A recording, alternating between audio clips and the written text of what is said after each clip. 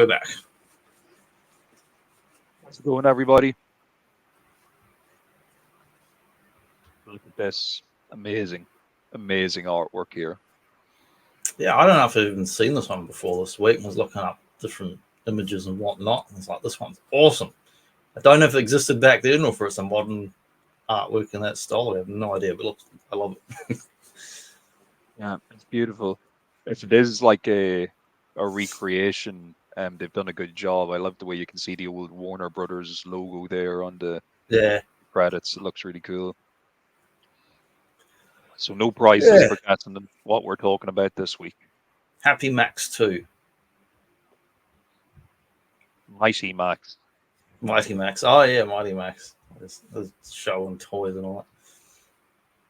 It's like the Polly Pocket for boys. Yeah. Except way cooler. Yeah, have those cool monster mutant faces and that. Yeah, we'll have to reunite with Badger someday to get like a Mighty Max discussion going, since he's the micro expert. Yeah, we'll have to shrink ourselves down to a microscopic size to do that talk as well. He'd probably be the best guy to get on if you're ever reviewing Honey, I Shrunk the Kids. Or what's the other one? Inner Space, was it Martin Short or whoever's in it? Yes. Yeah. Speaking of Inner Space, isn't one of the guys from that in the movie we're about to talk about now? I have no idea. I can't remember who. I haven't seen that movie since I was a kid. Like Inner Space and Ice Pirates, I remember seeing when I was a little kid from the VHS rental. Yeah. Oh, I'm sure we'll get to it someday on the journey. Yeah, Mad Max 2, The Road Warrior. Mad Max 2. We're starting with this one. We'll probably, rest of this year, we'll probably go forward, backwards, sideways, always twirling, but we will circle back around to the first one. Just like we went with Terminator 2, we're going Mad Max 2. It's the best film in the franchise, but now they've made Fury Road, which is also fantastic, possibly also equally the best for this, arguably the best, but for a long time, for 30 years, this was the best Mad Max film. Before they made Fury Road, basically. And I suppose, depending on where you grew up, where you live, you might not know this movie as Mad Max 2. You might only know it as The Road Warrior if you're living in America. It was in America they just call it The Road Warrior because a lot of people didn't know what the first film was, and plus the first film had that infamous American dub. Like the one I always watched on video in our house, it had both titles were there. It was like Mad Max 2 and then The Road Warrior just underneath that. Yeah. Were you like in a Mad Max 2 only zone on your side of the world, or was The Road Warrior included in the title?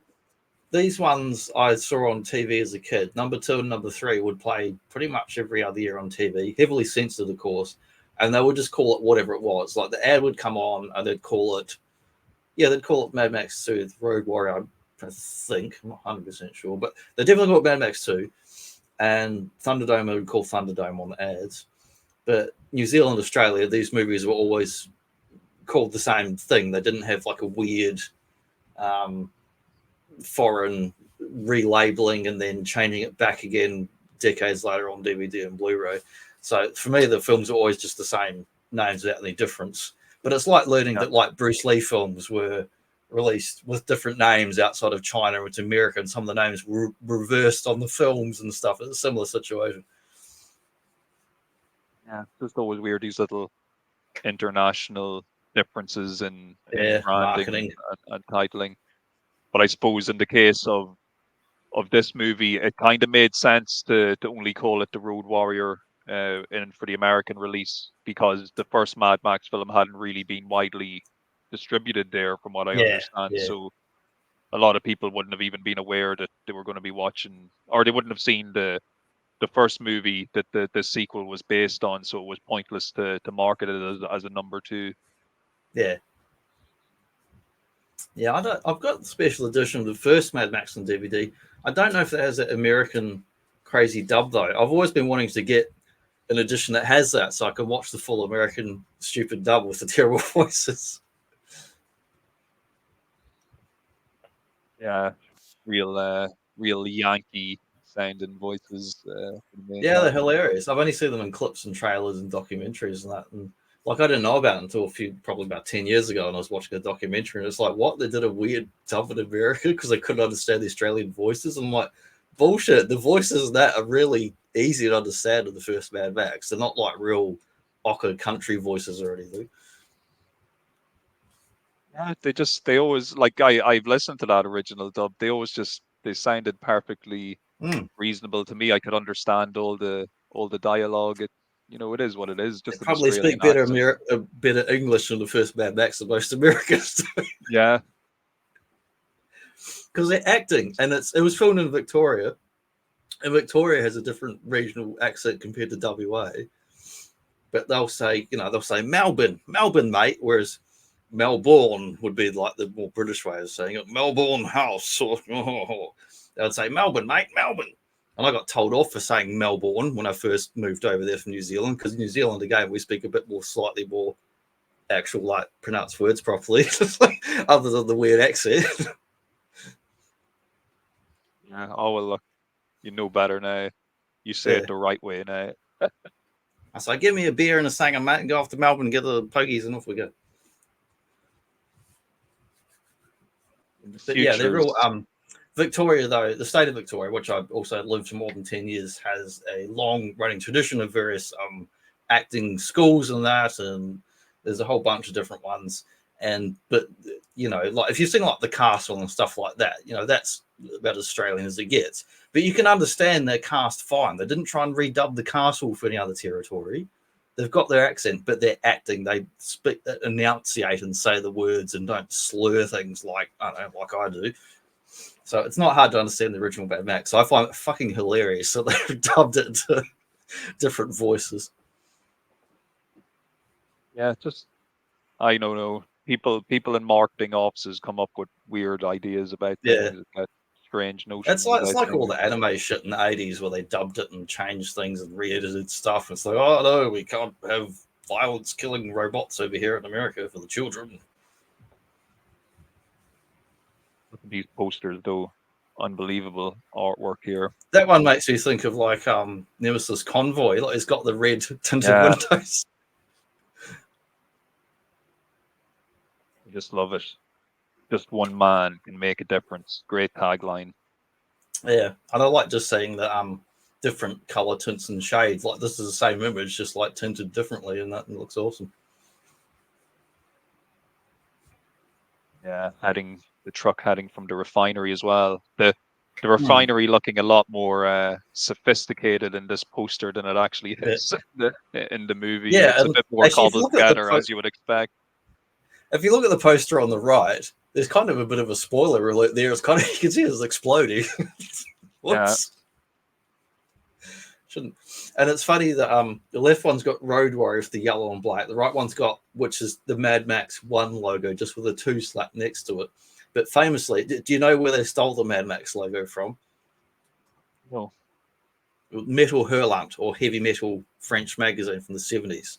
Oh, They actually were in talks on this documentary thing I watched. George Miller actually went to some of the people that worked on that magazine to do with Mad Max back then, and was asking for. He was trying to get financing for money for the film, and he actually asked the people that made that magazine back in the 70s that famously had like Mobius and all sorts of other new wave French artists, and did like adult comics. And when I say adult, yes, there's nudity, but it was mostly science fiction. It was real art adult comics, not exploitation comics.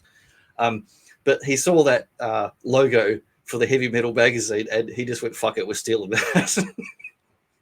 Because the deal didn't work out, but they pinched that logo and like just changed it obviously to Mad Max instead of heavy metal. yeah, yeah. And if it's boobs in a science fiction setting, it is art. It's high Yeah, art, you know. it is. Yeah, I used to see old the actual heavy, even in the 90s, heavy metal was still going at the comic shop and like as an import magazine, and it always had like really amazing art and cool stuff in it. And they did in the 80s, that animated film too. They did two of them, but the Yeah, first one was like the more interesting one. I love this one, man. How good's this Japanese one? Awesome. That could be like any one of the first 4 Fast and Furious movies, except you've got like guns and explosions. I love the second one here. When all that's left is one last chance, pray that he's still out there somewhere. It's weird. You see, Yeah, like they've got like 3 characters showcased below, and like 2 of them make sense because there's Waz, good the old main Wes. henchman, and then there's Have a Humongous. But beer then with in the Wes middle at the there, look in the middle, it just says Mohawk Biker. A generic Mohawk pub. biker will be featured in this movie. Well, it's funny because they call him Mohawk Biker, but Wes is known as like the main antithesis of Max. He's like Max's opposite, working for the other side, basically, the equivalent character in the film, even to the point of being chained to a vehicle and having to work for the other side. And he's the Mohawk Biker. But if you watch in some of the cutaway scenes, there's 2 or 3 other characters in the film that wear basically the same outfit as Wes with different color, like blue hair and shit. And that's all the kind of punks they copy into, like Fist of the North Star manga and stuff. Just a whole bunch of generic biker punks with that are Mohawk bikers. But the Mohawk biker image is not really the best image for actually from the film. Yeah, and look, if Max did a little bit of kung fu, this would be Fist of the North Star movie before Yeah, Fist I of the did North some Star. AI images today where I just went Mad Max, but doing big crazy kicks, and I got like a big crazy like split Van Damme kick, and I'm like, oh man! As soon as you see that, you just can't think of anything but Fist of the North Star. Yeah, in the martial arts. Yeah, now poor Max and his wonky leg in this movie won't be kicking too much. Yeah, that's another thing that continues in the films actually, and basically all the films he's got that same limp. Injuries sustained over time, in a world where you can't just go to the hospital and get fixed up. Yeah, makes me think of Steve Austin with the brace on the leg.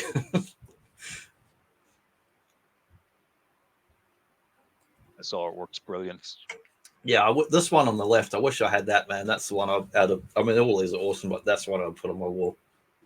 Yeah, I'd love to have a real high quality print of that. Excellent.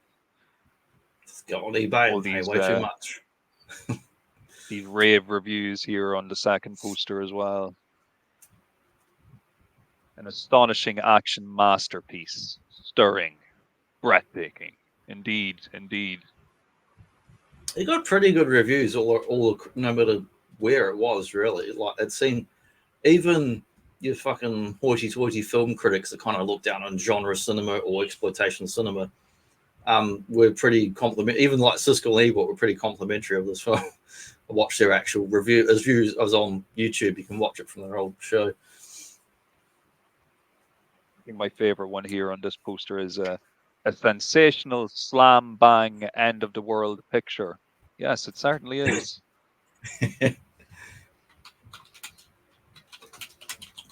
Yeah, it deserves the praise.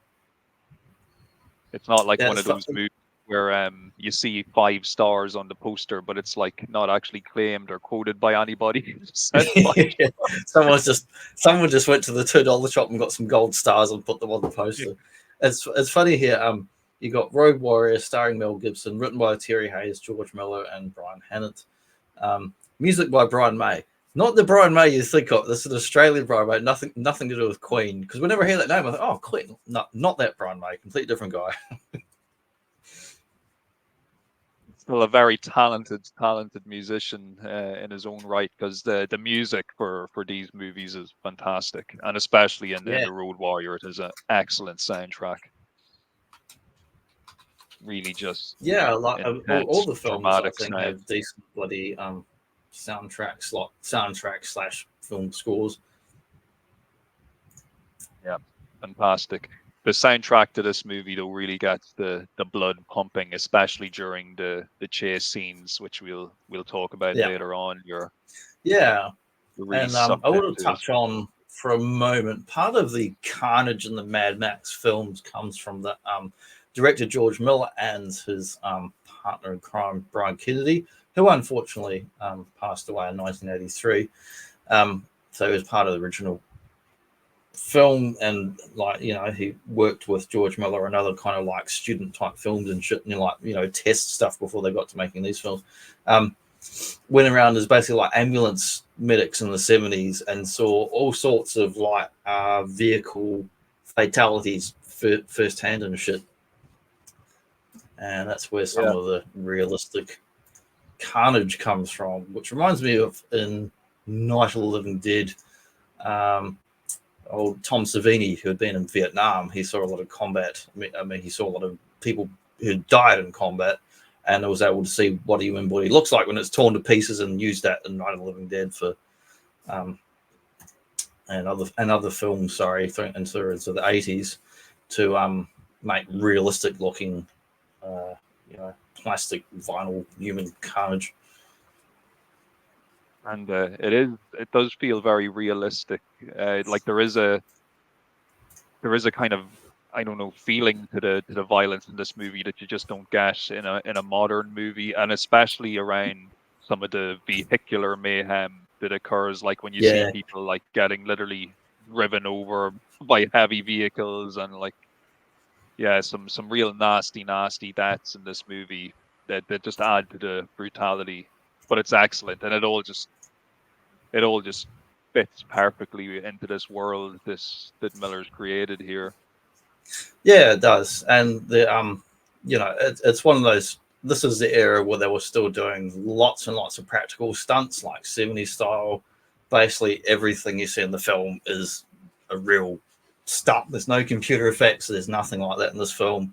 There's very few stunt people in this film. There's only a couple here and there. Most of the stunts are done by the actual fucking actors and stuff, and it's a goddamn miracle that nobody died making this film.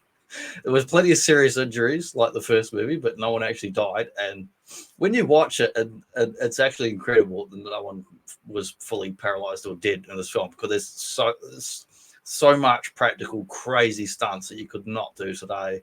Just, I mean, the insurance, like the first film. This one had more of a bit more of a budget in the first film, but they were still doing some highly illegal shit on the roads. They did not have clearance from anybody. They just went out and went, fuck it, we're going to do this. It was like the most expensive Australian movie ever made at the time, wasn't it? Yeah, like it was. It had a massive budget for its day. Most profitable at the time as well. They actually set some sort of record for most profitable Australian film. And that's both commercial or independent, whatever category you want to pick. Well, it shows, because everything looks fantastic in the film. Like, it's just nothing cheap or dodgy looking about it. It's a top-notch movie. The way it's shot and the location, everything is just perfect. It's probably so good. One of the things that gives it away as a lower budget film is that it changes from night to day and back again, like in the middle of scenes quite rapidly, because they couldn't afford to stop, and they just kept filming no matter what was going on at what time of day. They just kept going and set up the scene and went. So the night and day will flip back and forth quite strangely, but unless you're paying attention, you don't really notice it, because there's so much crazy, awesome action and stuff going on. You don't really notice it or care.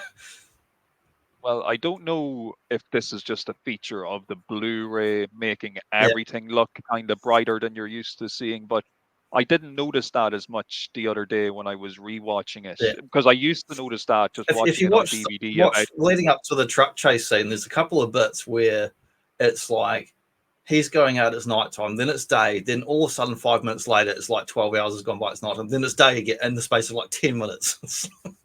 Like 2 days in a different spot in the sky, like a second later. Yeah. But yeah, we're about to kick off into the main slides in the film, and we're not going anywhere, but I'm just going to play a little fun clip here. In a world scorched by the sun, Mad Max has returned in a battle for survival. Fight for fuel, defend the innocent, and take back the wasteland. Gear up and get ready to drive into danger. Upgrade your ride, arm yourself with scavenged weapons, and unleash the road warrior within. Mad Max, Fury of the Wasteland.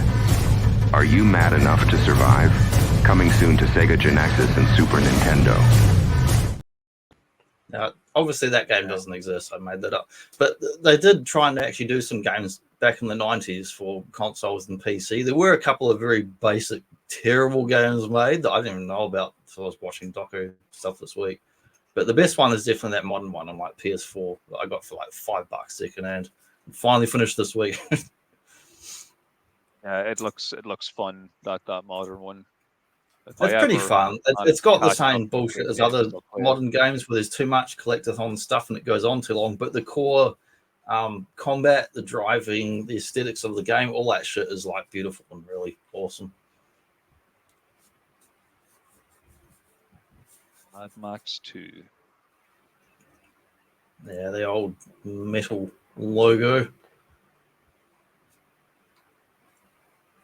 V8, the last of the V8 interceptors. Yeah. Or so we're led to believe. I saw a lot of modified cars as a kid. I used to go to with my dad to lot drag racing and the speedway and all kinds of crazy cars and bits sticking up and all this and modified and that, you know, it's a very big culture thing in Australia and New Zealand, the car culture, and take a stock standard car and modify it to do what you want it to do. Well, even though I know like fuck all about cars in general, but I still know really, other than years of just seeing racing shit because my dad's into motorsport. I still know a cool looking car though when I see one. And Max's car is that Vin Diesel. Cool. Yeah. And even in the first movie, it was awesome too. Like their whole like modified police fleet, everything. Yeah. Was really cool. And I mean, in the 70s, there were teenagers driving these sort of cars because that was the thing. Well, the American muscle cars, and then the Australian had the Australian versions of the muscle cars as well, because they used to have actual vehicle manufacturing plants in Australia and various places. They're all shut down by now. Heavy on the gasoline, you know. Yep, for sure. Terrible on the handling, heavy on the gasoline, but cool as fuck. Loud as fuck too. Yeah. Your neighbors hate you when you drive one of these. Oh, they do. Especially, like, I don't know why, but anyone that owns a V8, every time they leave home or arrive, they have to sit there for several minutes just idling the engine. I'm like, okay, your engine sounds awesome, but it's like 5 a.m. Fuck off already and go. I don't want to just listen to it at that time of day. I'll listen to it when I'm watching Mad Max. Yeah, so we kick off here. So the movie, or at least the version that I think most people will have watched, it kind of starts off with a brief recap of what happened in the first movie, with Max being a cop and his family being where it's just scenes from the first film. But then you're immediately kind of just shot right into the present day. What Max is. I think they do it pretty well. It's like playing the old PlayStation games. It's like, if you didn't happen to play, I don't know, Witcher 1 or some shit, it's like, quick, here's catching up on what happened in the previous one. And it's the type of thing where you probably wouldn't even realize you're watching footage from a different film. You just think it's something that's like a built-in little explainer. Just for the audience.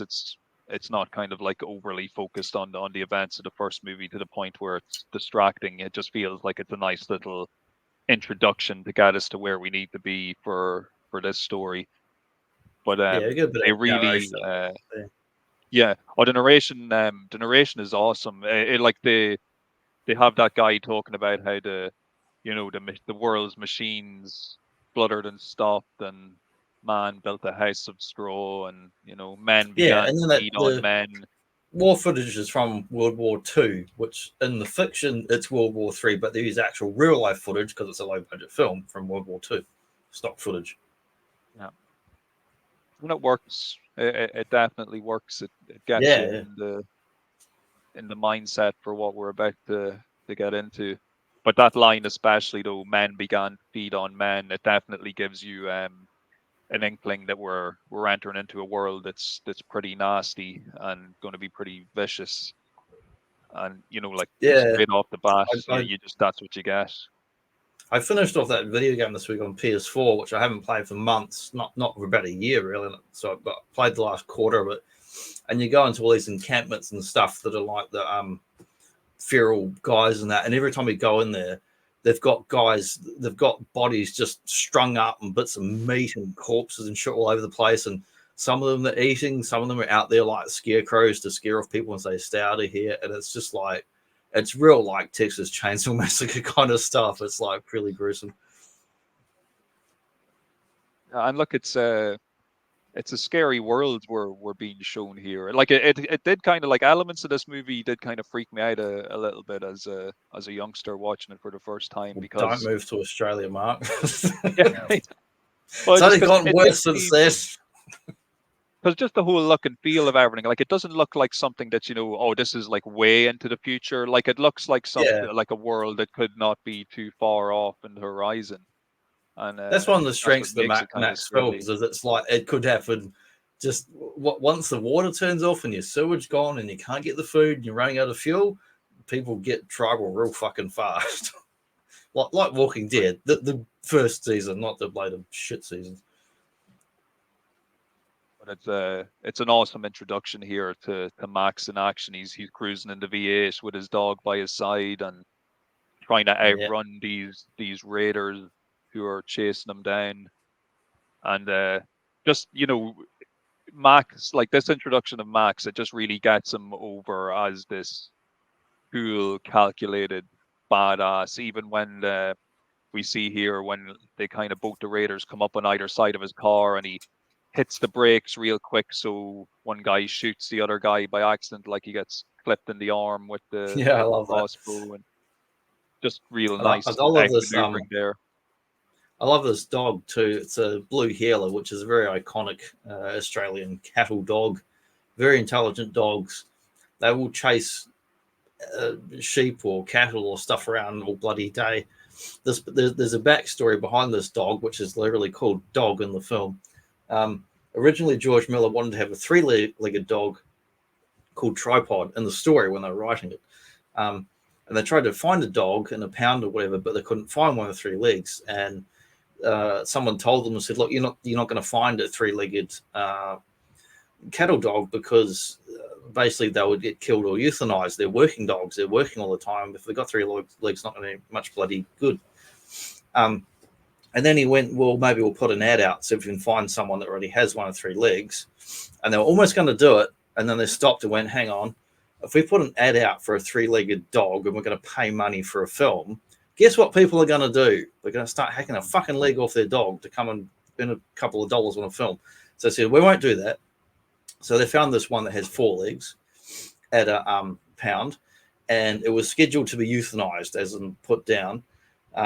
And he was actually a working dog, but he had such a problem where he kept chasing cars all the time and was basically going to get killed chasing cars down the road, because he had such a strong instinct for chasing animals that's bred into them. He would not stop chasing things. And even when they brought him onto the set of the film, he still would not stop chasing cars. So it kind of works out fairly well for the themes of this film. But the good news is, not only did he get to star in this film, but he got to live a good, full, healthy life, and he got to retire onto a farm that was next to an ocean post after this film. He was adopted. Yeah. I'd heard that story about the dog, and where it's always nice to run around and have a good time. And he's a great character, I have to say, Max's dog. Yeah, he's very intelligent. They said in the scenes where he's looking up and down, they would get like a little treat or something, get him to look at something slightly off camera. We're in the scenes where they'll get him to do it, but he was very good acting dog. Yeah, no, he's fantastic. So we see Max out with a couple of these raiders here in the opening moments, and we get our first kind of standoff between Max and Wes, who's one of the main villains. Wes, who some of our viewers may know as Bennett. That awesome Steam Bennett. Yeah. He looks so different in this. He does. I never knew until like post year 2000 it's the same guy. I'm like, what? So and Wes, he has his companion with him. It's probably the best description I can use for that guy, and he lets out an almighty roar. Yeah, you could call him that as well. So I don't know if there's any money or anything being exchanged in this. No, there's no money in this. There's the same, same arrangement. Yeah, it's the same concept. So yeah, Wes he lets out a scream at Max. He's pretty annoyed that Max has outsmarted him. He also just pulls an arrow out of his arm in a real kind of badass fashion as well. Which you All should the not time do if you get an staring at arrow in Max. your arm. Yeah, But it's pretty don't hardcore take in the scene. medical advice from Wes. Yeah. That's But the yeah, first aid Max, thing I learned. You don't pull out an embedded object because it makes you bleed. I imagine it's not the first time Wes has pulled an arrow out of his body. Nah. Probably happens If to you're him hardcore, fairly just do it, regularly. man. If you bleed to death on the ride home, at least you've done something cool on the screen. Yeah, you kept it real, and that's what matters. Yeah. Mm-hmm. But Max, he comes across this abandoned truck with a pretty big tank, though the tank has been busted open and the remnants of the gasoline are leaking out. So Max, he grabs whatever he can grab to soak up the gasoline. He finds like an old hard hat, a jug. He's using his little rag to try and like gather up the gasoline from the ground and like soak it in and like squeeze it out and wring it out to get as much as he can. And it's just something to take note of because this particular truck is going to be a pivotal point to the plot later on in the movie. So we see Max, he grabs whatever bits of gasoline he can, and he also finds a little, I suppose it might have been at one time part of like a music box or a wind-up toy, but it's just one of those little mechanical It looks wind like the things ones you to would play a get in tune. like a little ballerina box, jewelry box, or something like that. Yeah, just by the it definitely tune it makes makes. that. I've heard ones like that many times. Yeah, it's like that classic little tune that it Mm. plays. So Max, he finds that anyway, and he decides to keep it before burning rubber down the road, where he comes across what seems to be like a one-man helicopter just sitting Yeah, gyrocopter. abandoned, a James Bond gyrocopter, style. and it just seems to be sitting there unattended.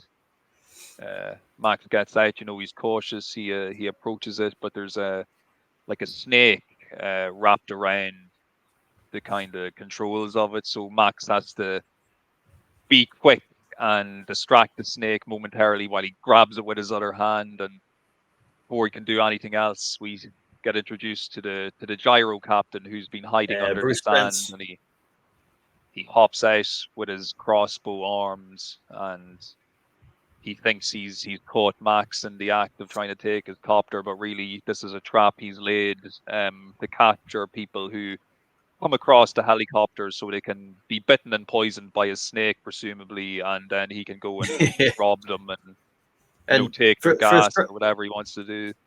For Australian audiences, people that grew up in the 70s or saw films in the 70s, this guy here, Bruce Spence, was more well known than Mel Gibson.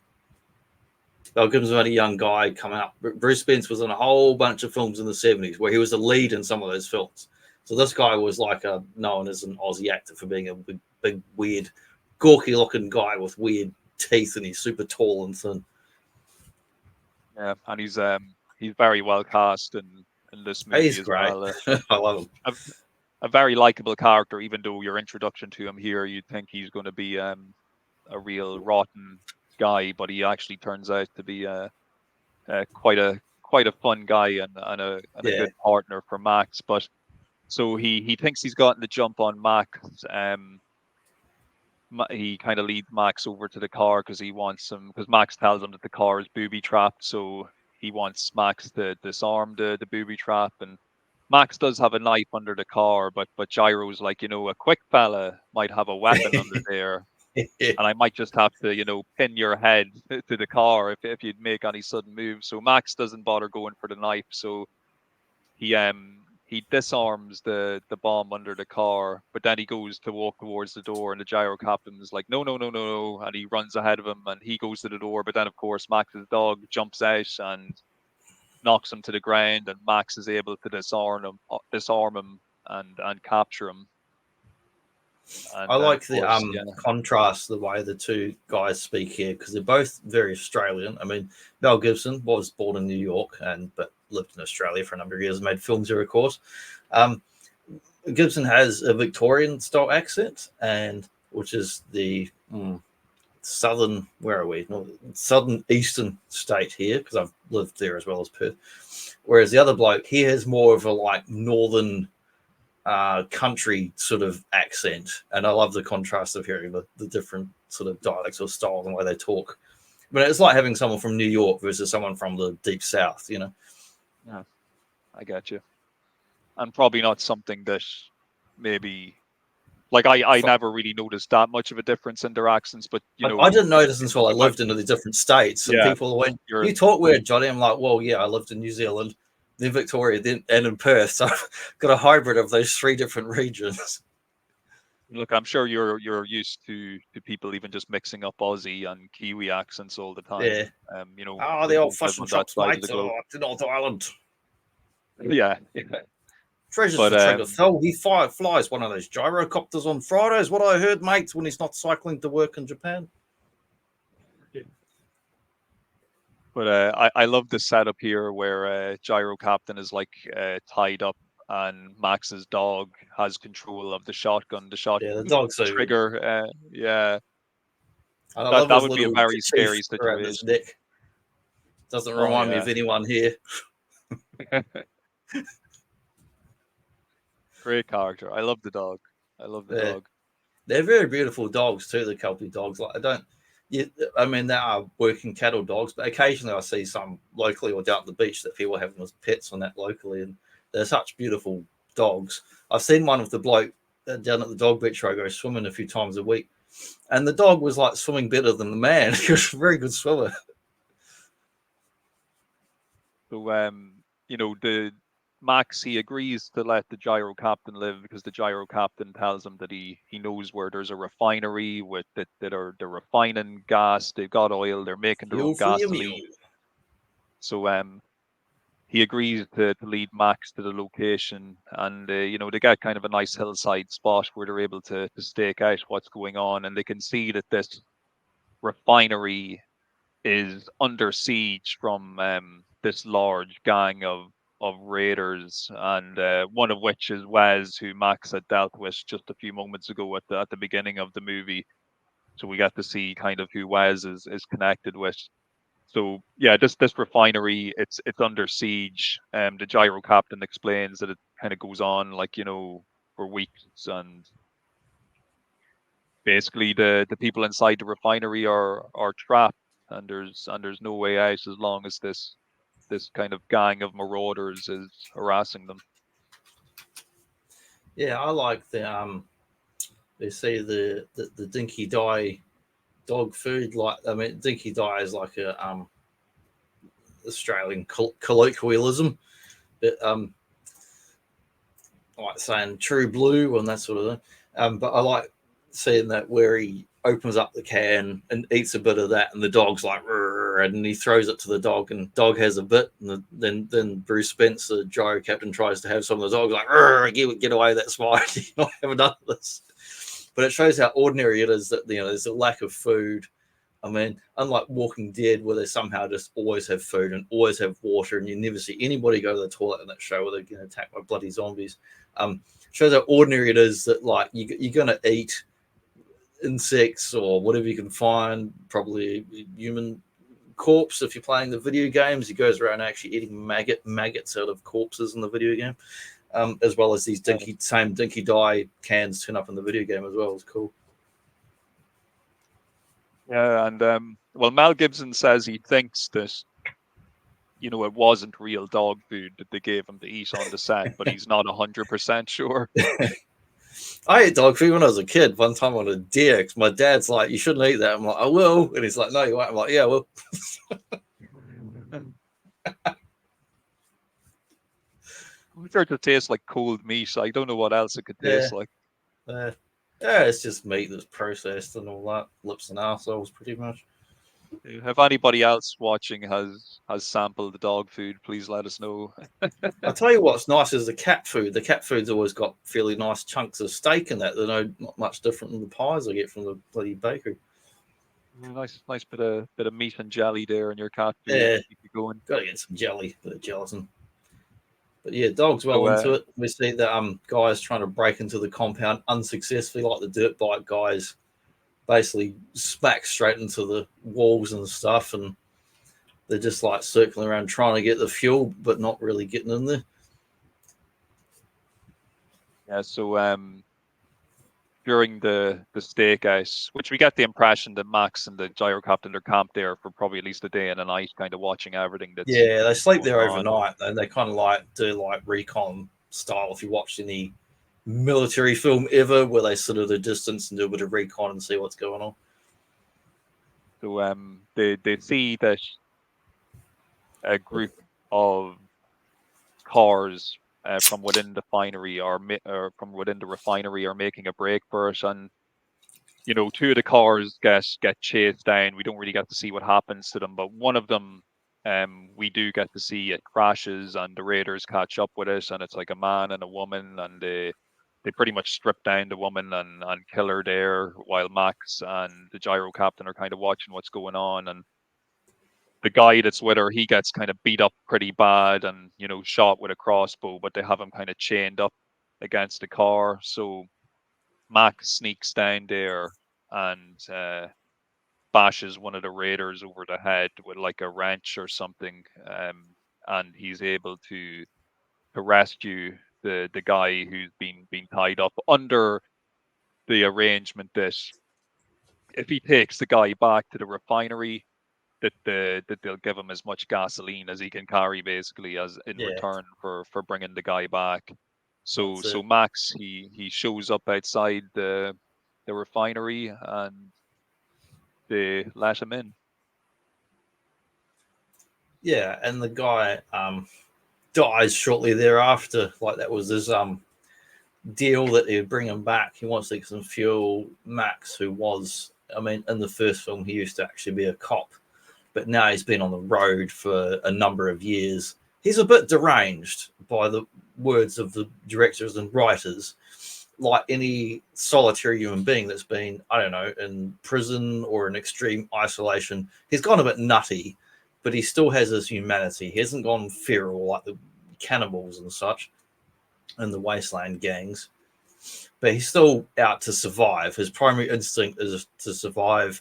He needs to get some fuel so he can get back on the road. So it's purely selfish that he helps this guy to get some fuel so he can keep moving. It's not that he really gives a fuck about what's going on, but he still does, like, come and bash the guy on the back of the head after he's like messing up that woman, which feels kind of good in that kind of Josie Wales sort of way. It's like, yeah, fuck you, you fucking maniac. But yeah, they go to the refinery. The guy dies shortly afterwards, and the British fellow with the blonde hair is like, your deal died with him. And it's like basically like the nice polite way of saying fuck you in that British way. We're not in going Australia, to give Russia, you we just say fuck you. But yeah, his deal died with him.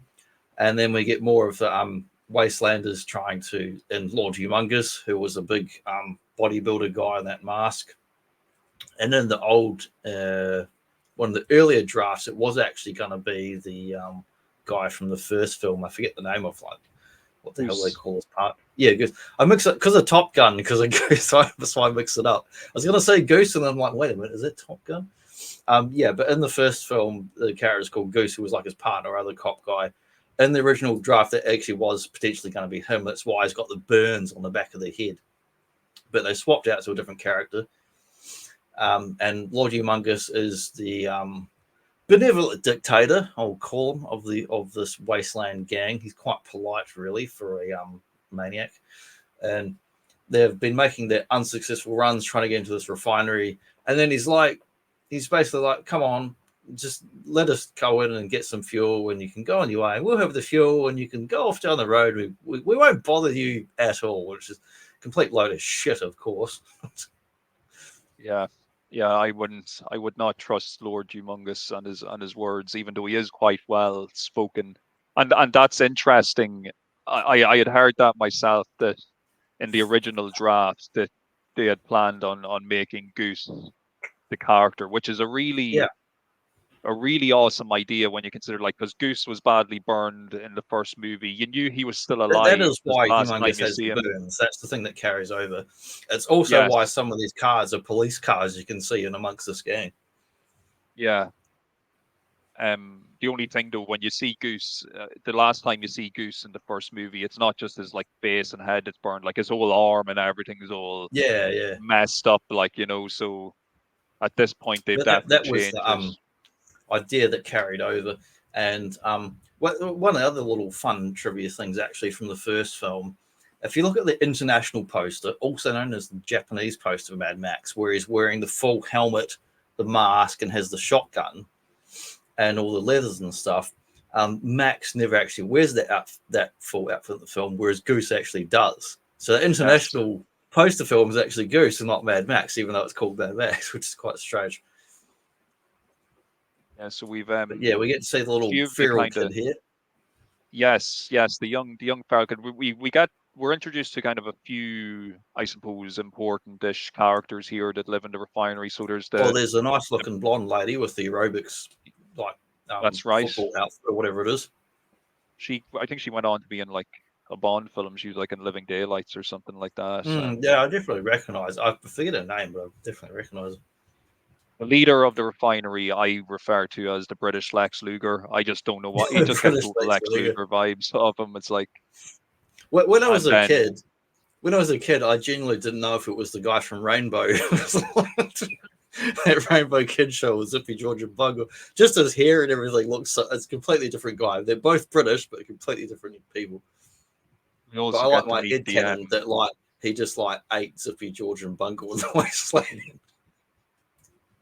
there's that the disabled mechanic who kind of is going around like on a hoist. We Yeah, he's were introduced to paralyzed. him as well. He makes the remark about like he spots obviously Max's car and he's like, wow, the last of the V8 interceptors, that's a real piece of history. Before we get the great speech, of course, from Lord Humongous. Just walk away He's a good and your talker. lives will be He was in spared. wrestling. Yeah, good promo. You know, you listen to this guy. This guy can draw a crowd. He can talk those guys into the building, you know. Sure Just can. walk away. There's been too much violence, too much pain. Really, really charismatic guy. Yeah.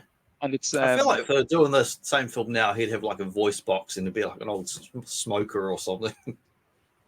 I watched your pre-show that you There uploaded was three yesterday, and different wrestlers that did the humongous gimmick. It's crazy. yes, but on your pre-show you ran the Mad Max 2 trailer, and Yeah. Which Lord we're going to show in a Humongous's couple of voice, yeah, Lord Humongous's voice in that trailer sounds totally different. He just kind of has like a normal Australian accent. He doesn't sound the way he sounds in this version that we're watching. Sound very different. But yeah, I love seeing all the vehicles and shit here, and just the sort of production design. Well, anyone that's made model kits or worked on a real car, or on hot rods or whatever, it's very kit bash. It's very like, we'll just take whatever we got, but it works so fucking well for this because it's a post-apocalyptic world where just everything's gone to shit. You're going to scavenge and find what you can. So you're going to have different cars and different colors, and you're going to weld and put bits of stuff on there that are going to make you, like cattle catchers and shit on the front so you run people over. And it just works so well. And it was like, if it was some other film that wasn't Australian, I'd go, oh, they're just being lazy. But it actually makes a lot of sense because I've seen so much of this car culture in person as a kid, up close and personal, seen like works in progress and bits of bodies and cars that are smashed and damaged, and people are repairing stuff, and they've gone to the races and they've fucked it up, and now they're repairing it again, or they've welded this on, or they've got this fiberglass body kit. And it just works so well. This melange of different stuff combined with all the sort of 80s punk sort of feel.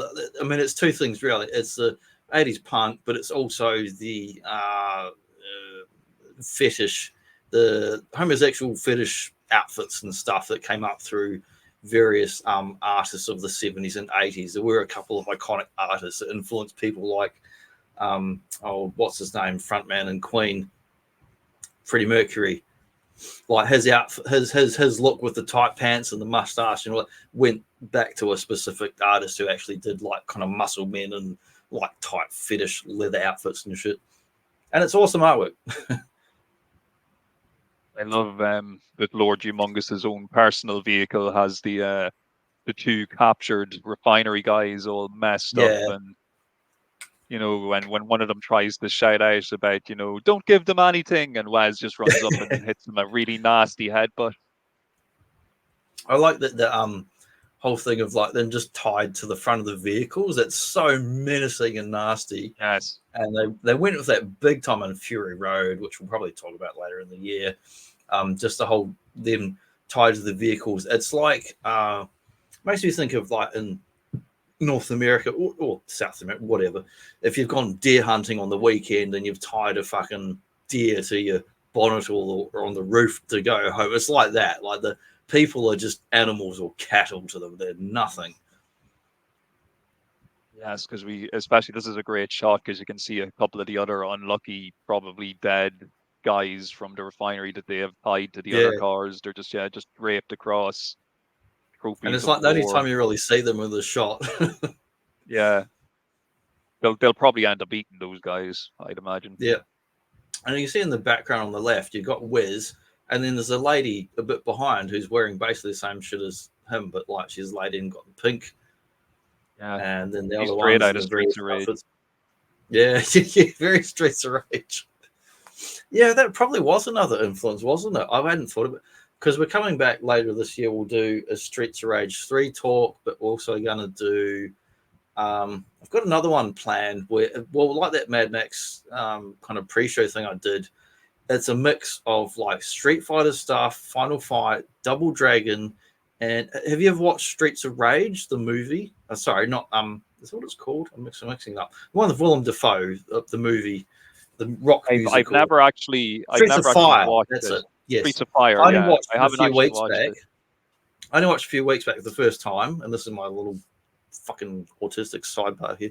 I put a whole bunch of images and shit into a slideshow to table for later in the year, where I can learn a bit more about it. Because there's a whole bunch of awesome stuff that influenced the Capcom artists for Street Fighter 2, which originally started as Street Fighter 89, became Final Fight. Final Fight and Street Fighter 2 became two separate games, but originally were one game.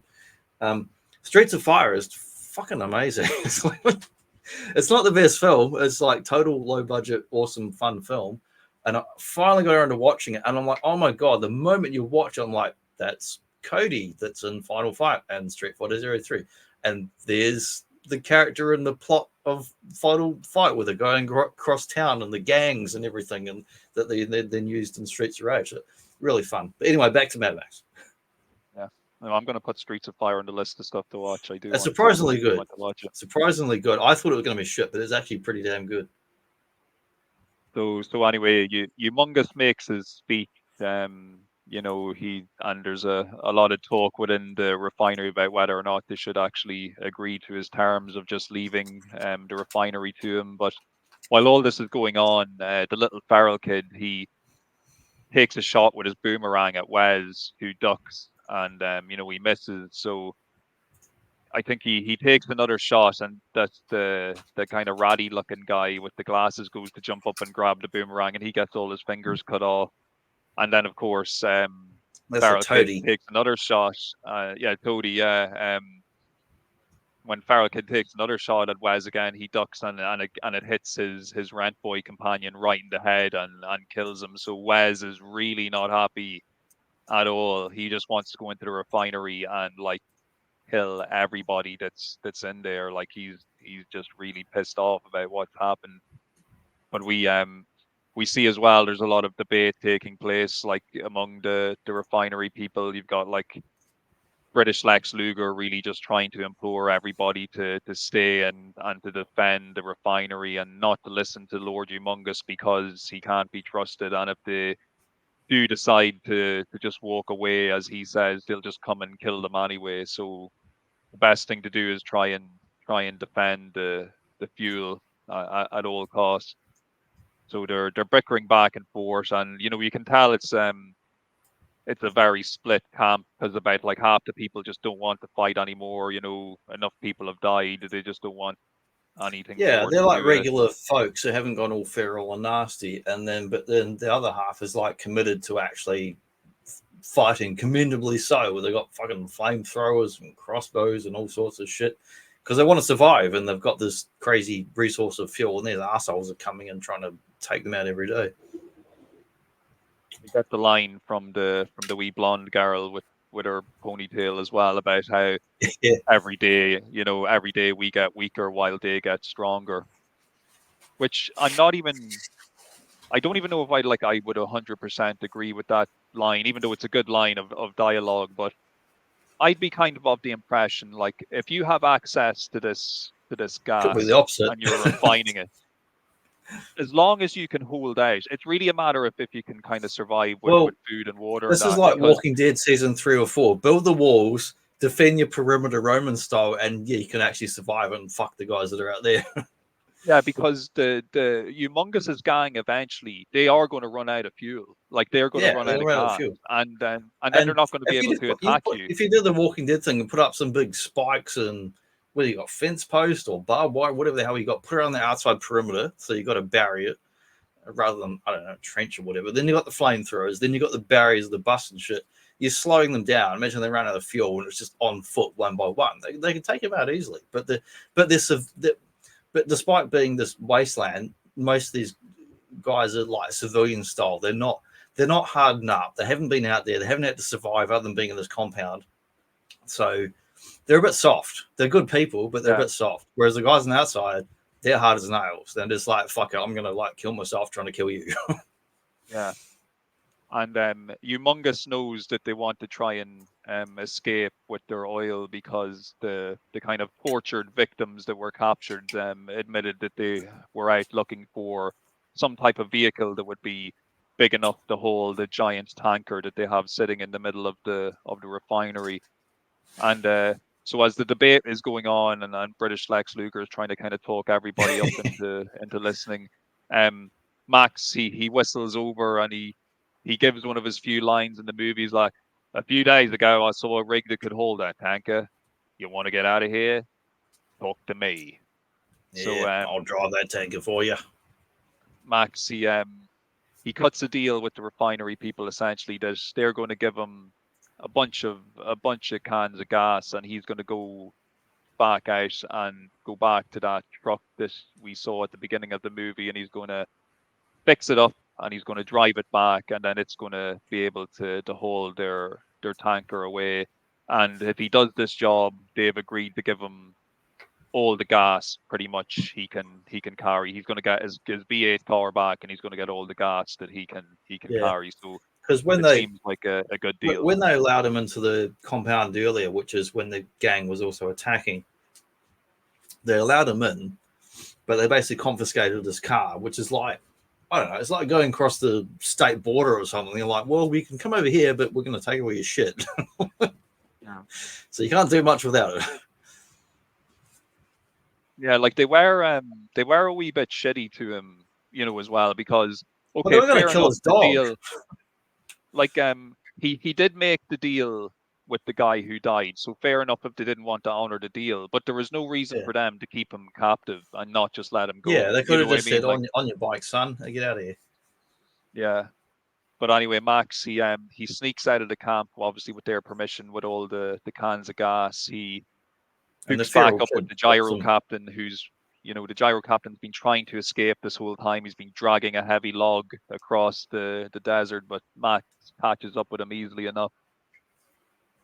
And Because I assume because they're Max left him chained, like handcuffed or whatever, to yes, that thing, so he was still dragging it. yeah, He didn't let him go again. yeah, brilliant.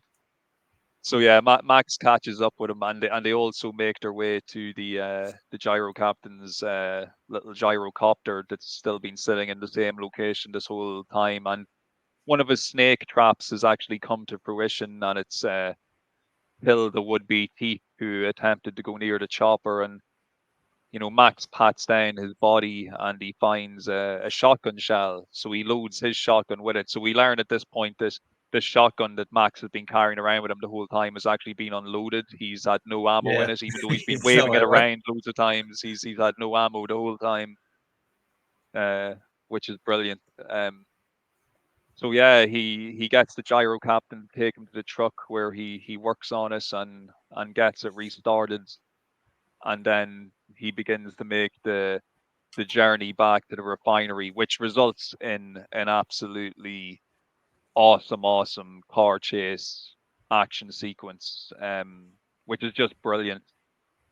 We get to see this bit as well where when Max is driving through like the Raiders camp and he's like, he's running through cars, and obviously there's that bit with the tent where the two people are shagging and the tent comes undone and all that. But we see Lord Humongous. He opens up this like fancy looking case, and inside Looks it there's a like magnum gun or something.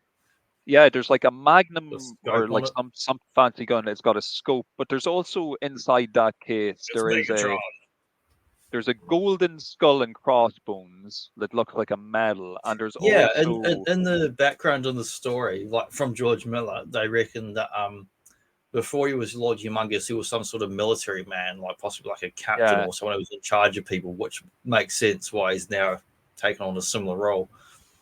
there's like a photo. I guess it's supposed to be maybe his parents. It's like a black and white photo of a couple. Yeah, just kind of. It's just a it shows his humanity is not completely gone that he's got this photo, because otherwise he would have pissed that photo off. He's also one of the few people in the wasteland that actually has a gun with bullets. Yeah, as opposed to everybody else. He's only got a handful of them. They're in this case, and it's like, this is a special occasion. Like fucking Yojimbo's come along, man with no names come along. We don't see this guy every day. I'm gonna use a fucking bullet. Yeah, I need to take down this truck no matter what. Yeah. And it's a pretty powerful gun because I think it goes through and hits like the radiator. It goes into like the engine blockers, I think, on the first one. I don't know because I'm not an expert on trucks, but you got the grill and it goes straight in. So I assume it would go into the engine block and did some kind of damage if it's, it's like just high penetration power as far as a gun. Yeah, the truck is definitely pretty messed up by the time Max is able to get it into the refinery because like they've shot out a load of the tires, like the windows are smashed up. So yeah, I love when the window gets hit, and he just like it's when the window gets hit, he just immediately just knocks it out of the way, like it's just something you do every day. He knows what he's doing. We also get to see the gyro captain helping out a little bit as well. He swoops down and drops a few snakes on some of the raiders just to help Max along the way. So we're getting to see that gyro captain's not just completely in it for himself. He is kind of helping out as well. He's almost a fucking humanitarian compared to most of the people in this film, like considering what he went through, and he still treats people pretty well despite all the bullshit he gets. Yeah, I'd probably rather die by one of the gyro captain's snake bites than like some of the other ways you could die in this movie. Yeah, it's like Jake the Snake Macho Man. Yeah, but yeah, it's a tremendous. Even though this particular chase doesn't last that long, the couple of minutes that we get of Max getting the truck into the refinery is just brilliant. It's pretty good, and I love when Humongous is shooting at him. We don't just see the truck and then back and forth, which is like your fistful of dollars cutting back and forth, like woo, seeing the eyes and the face off. We also go to the interior view of the truck where you see the steering wheel and see his first person view like that. I love that shit. So good. Yeah, and just I love the actual look of the truck itself as well. It's got like graffiti sprayed on it. It's all just dirty and rusty, and it's been sitting out there on that road for ages. It's like they're very real lived-in vehicles. Yeah, I just love the look and feel of the driving and general kind of vehicle action in this movie. I've only ever been in a couple of trucks in my life, not much, but like just that sense of like you're high up. You got that view and that first person, like cabs. When you're inside, like the truck cabs, like just massive compared to a like regular car. That you got so much room in there. So I just love the feeling of it, and it's I don't know. I kind of default to video games sometimes because you get like first person versus third person view, but that like first person view of like it's real kind of like visceral and in your face, and all the bullets and shit are flying at you, and he's like dodging left and right and trying to steer the fucking truck and all this, and it's so good. Yeah, it's really intense, a really exciting just moment in the movie. And you know, a few of the raiders they do get through along with Max when the entrance opens in the refinery. Like, so we get a bit of shenanigans kind of unfolding. Like Wes is one of the guys who gets in briefly. There's some chaos. He's like, he headbutts, like one guy tries to take a shot of him with a crossbow, but he headbutts him to death pretty much. And yeah, it's just they also confiscate a couple of the raiders' vehicles as well that are also unfortunate enough to get behind the barrier. Yeah, they go through break into that complex. And just before we get into more on that, which I'm very keen to, we're going to do a little break here for about 2.5 minutes. And I'm going to play it's a trailer from the 80s. It's our commercial break, but it's actually like the official trailer for Australia back then for the film. And then we'll be back. This is what it has come to. Look! Out there! They're coming back! Come on, move it! Here is where it shall be decided. There it is. Greetings from the Humongous. In a world without gas. The Humongous rules the wasteland. I'm gravely disappointed that you wish to take the gasoline out of the wasteland. Defend the fuel. We'll never walk away! Give me the pump, the gasoline, the whole compound. This is a land that prays for a hero. Well, if anyone's gonna get in there, it's gonna be you. This is Mad Max 2.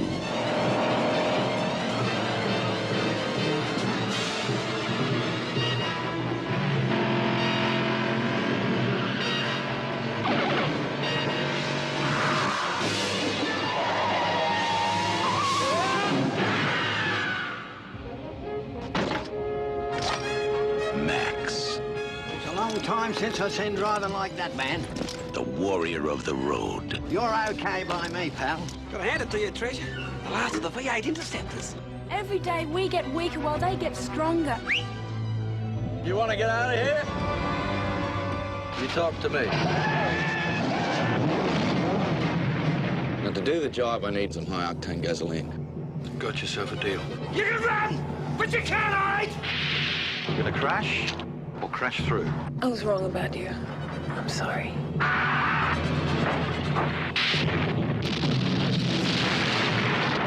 When it's every man for himself.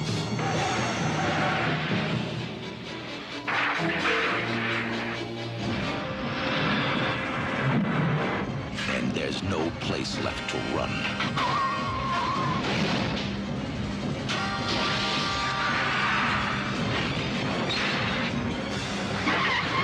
When all that's left is one last chance. Pray that he's still out there. Somewhere. Mad Max 2. I'd watch that. I'm sold. Yeah. Sign me up. Yeah, so a few of the raiders, they've breached the perimeter now. They're inside the compound. Flamethrowers, man.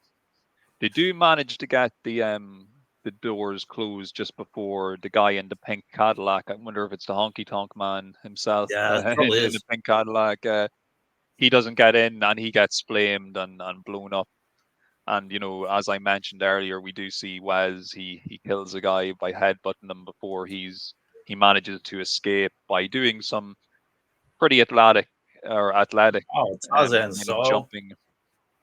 He does a couple of flips and he's able to like backflip and, you know, jump his way out of the compound to escape. So there's loads of jubilation. You know, everybody's delighted with Max. You know, you've brought us the truck and you helped fend off some of the raiders that made it in. We even have, as we saw in the trailer there a moment ago, we have the the kind of Alundra Blaze looking lady saying that she was sorry because they were wrong about him, and you know, everybody's just delighted that he's here, and there's probably some hope that he's going to be the actual guy who drives that tanker to get it to the promised land.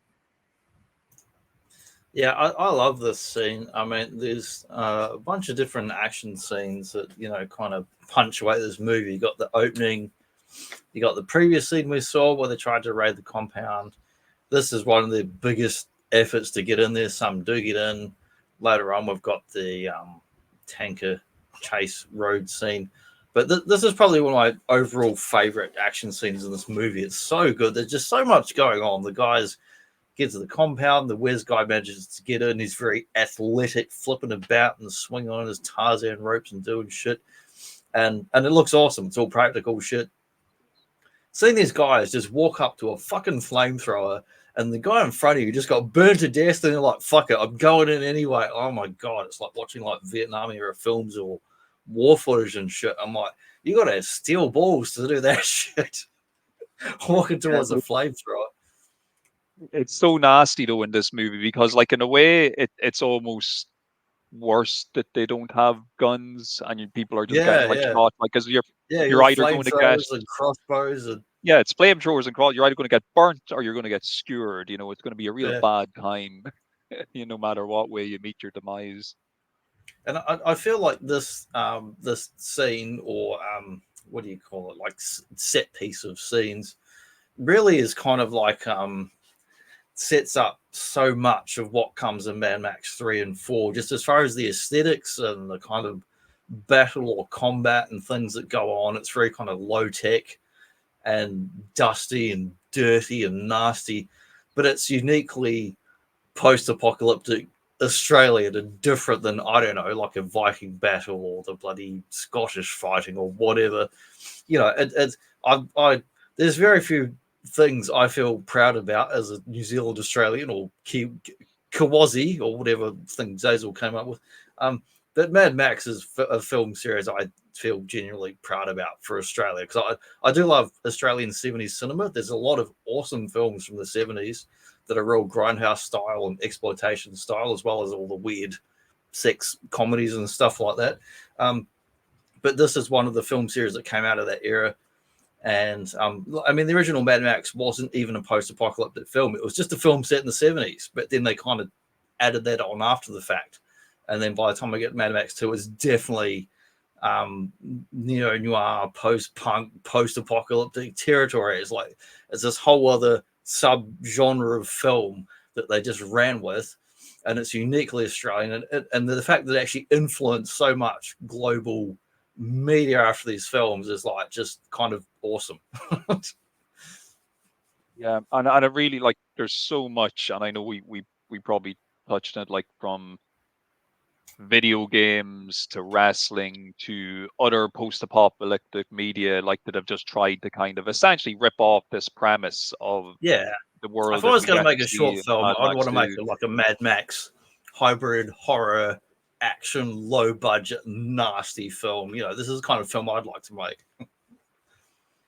Yeah, and it is nasty at times. Definitely, it's brutally violent. It just combines so many cool things. You've got like Night of the Living Dead was super low budget, shot on location, and used whatever they could. And I just love like in science fiction, and like you've got Alien and Aliens. First one Ridley Scott, second one James Cameron. I love both those films pretty much equally. I kind of lean towards the first film a little bit because it's like a ghost train corridor horror thing, whereas the second one's more action movie, and debatably a better movie and shot better and action, all that. But I just love the horror element and the low budget element of the first Alien film, taking like just when you've got minimal resources and doing the absolute maximum you can do on screen with them. That's one of the things I absolutely love about it. And that's what you're seeing with Mad Max 2. They've just got like the costume design and the aesthetic of it and the wardrobe it's just whatever they can find, whatever they can find at the cheapest price and get it up there. But it works. It works so well. It was this weird hodgepodge of different elements that just comes together in a very unique way. Great shot here of these Check guys. out that ass. Yeah. It's an Australian ass, mate. Well, actually, it's a British guy, but he's doing it for Australia, like Kylie Minogue style. Great range on that flamethrower. Yeah, it'd be a nasty way to go. I fucking love that flamethrower, man. It's just, I don't know, real life flamethrowers, terrible things. On screen, I just the more visceral, disgusting the violence, the more I love it. It's a great defense weapon for that type of setup because you've got like unlimited and it's fuel. just tires piled up. Like I've got tires piled up the back. There's only 4 of them, but like they're just old tires that have been sitting around, and they're literally against like the back fence, like not unlike the scene. And like I've left them there because if someone wants to try and rob the place, a few times I've gone, well, I've taken the tip this year, and I'm like, well, if someone wants to get through this fence to get to the next fence, don't get past the 4 fucking tires that are sitting back there. I'm like, I'll just leave them there. Why should I move them? Well, at least they had no shortage of tires to actually fix the tires on the truck, like because they did get a lot of them shot out by arrows. So it's very definitely a fire hazard, though.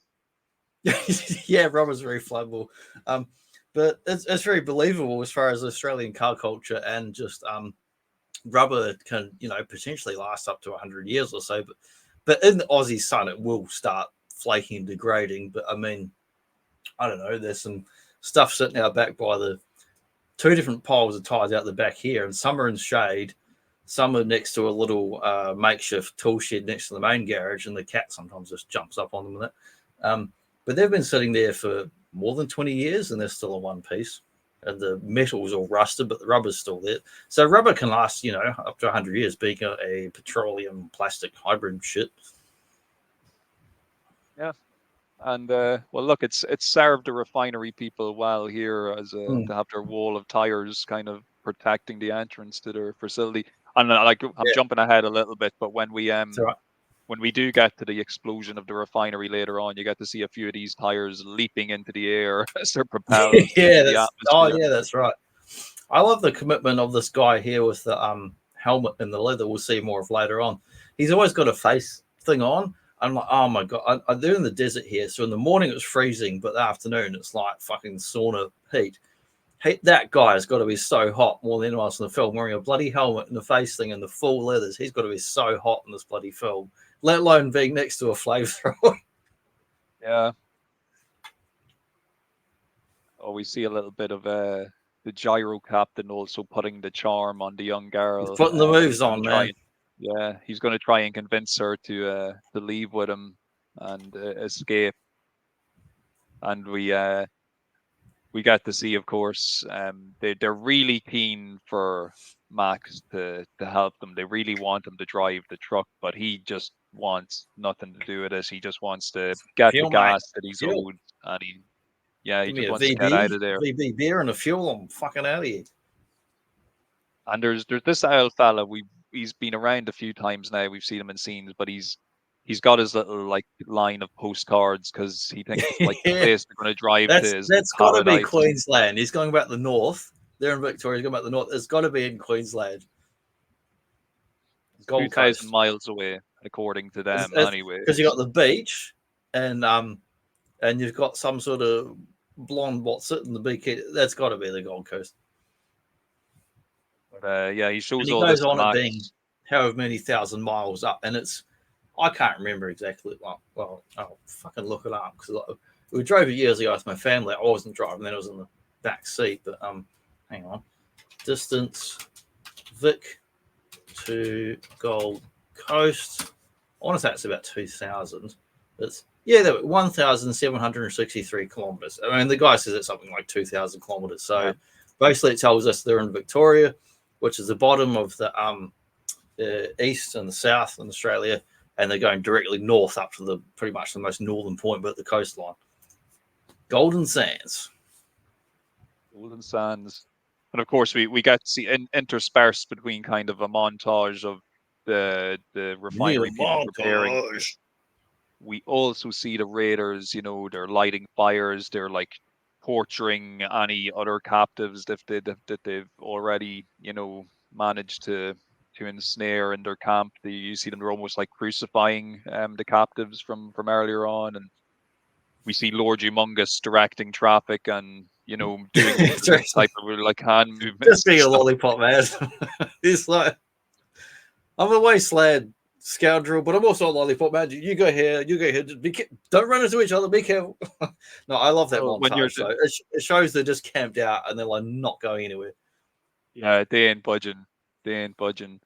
But yeah, look, Max, he's packing up, he's getting ready to go, and he's rearming the booby trap on his car. And little feral kid, you know, he wants Max to take him with him. He climbs in, he's sitting in the passenger seat, and Max is like, you know, get out of here, kid, scram, and he kind of then like kind of backs him off.